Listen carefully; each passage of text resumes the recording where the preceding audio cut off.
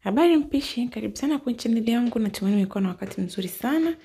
Leo tutaenda kupika pancakes. Pishi hili ni rahisi sana, hasa ukitumia recipe hii ya kwangu.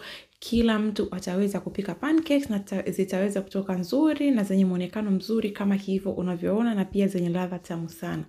Basi bila kupoteza wakati, naomba nikukumbushe kusubscribe, kulike video, kucomment, lakini pia kushare na ndugu jamaa na marafiki.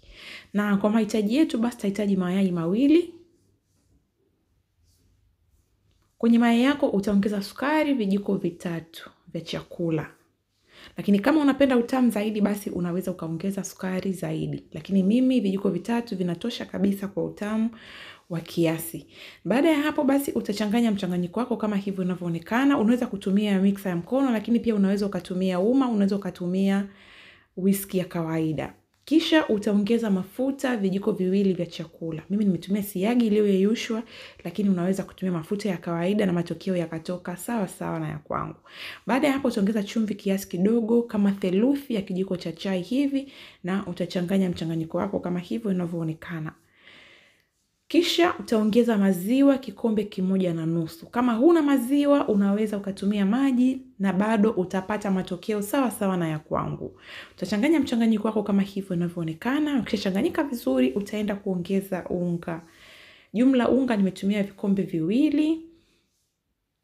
Kisha unachekecha unga wako vizuri, na kwenye unga wako basi utaongeza baking powder kijiko 1 cha chakula na kijiko 1 cha chai. Unga vikombe 2, baking powder kijiko 1 cha chakula na kijiko 1 cha chai.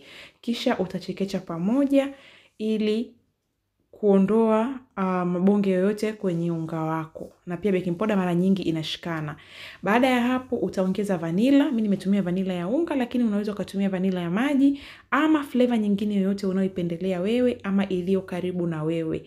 Na baada ya hapo basi utachanganya mchanganyiko wako kama hivyo inavyoonekana. Usichanganye kwa nguvu sana, sababu mchanganyiko wako utavutika na pancakes zako hazitotoka vizuri.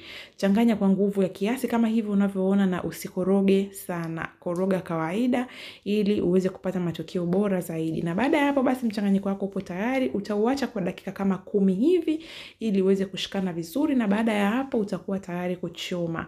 Utaweka kikaango chako kwenye moto, hakikisha moto wako sio mkubwa sana. Unaweza ukachoma pancakes zako kwa size yoyote unayotaka wewe. Unaweza ukachoma kwa size ndogo ndogo kama hiyo, lakini pia unaweza ukachoma kwa size ya kawaida kama hiyo nitakayoenda kukuonyesha. Moto ni mdogo mdogo ili pancakes zako zisiungue na ziweze kuwa na rangi nzuri kama ya kwangu. Basi utaweka mchanganyiko wako kama hivyo, na ukishaanza kuona mchanganyiko yani pancakes zako zinakuwa na matobotobo kama hivyo kwa juu, basi itakuwa tayari kabisa kwa ajili ya kugeuza. Utageuza pancake yako na utaiacha hivi upande wa pili. Hakikisha mpaka unaona matobo hayo juu ya pancake yako ndio ugeuze, la sivyo pancake yako haitoiva vizuri ama haitakuwa na muonekano mzuri. Basi ukishageuza pancake zako kama hivyo upande wa pili, utaziacha, na zikishaiva utaenda kuzitoa na utakuwa tayari kabisa kwa ajili ya kula. Kama hivyo unavyoona recipe hii ni rahisi sana. Naomba ulike, naomba ushare, lakini pia naomba ucomment kama una lolote.